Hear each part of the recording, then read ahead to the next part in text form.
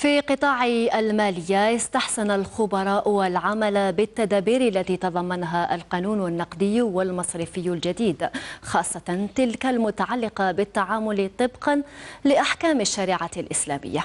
التغطية لملك بن عويشة. القانون النقدي والمصرفي الجديد يدخل في سياق الإصلاح المالي والنقدي تمشيا والتطورات الاقتصادية وتكريس مبدأ الحوكمة والاندماج في توظيف التكنولوجيات الحديثة وتنويع مصادر التمويل بما فيها تلك التي تخضع لأحكام الشريعة الإسلامية.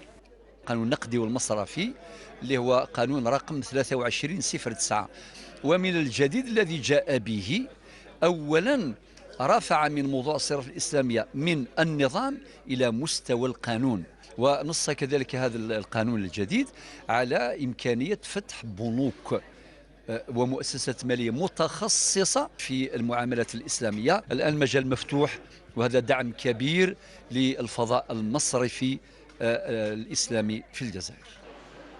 التنصيص على الصيرفة الإسلامية في القانون النقدي والمصرفي الجديد من شأنه المساهمة في تقليص الكتلة النقدية الموجودة في السوق الموازي والدفع بديناميكية الاستثمار والتجارة.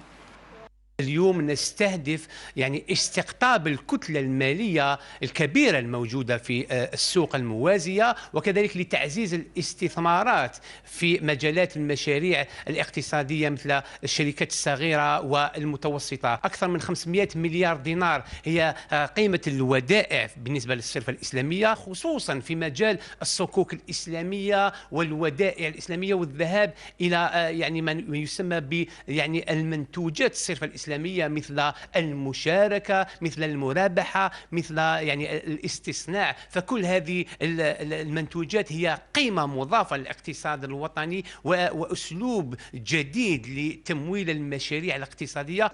الفقهاء وخبراء المالية ثمنوا هذه الإجراءات الخاصة بالصيرفة الإسلامية في القانون النقدي والمصرفي الجديد، أحد أهم التزامات السيد رئيس الجمهورية.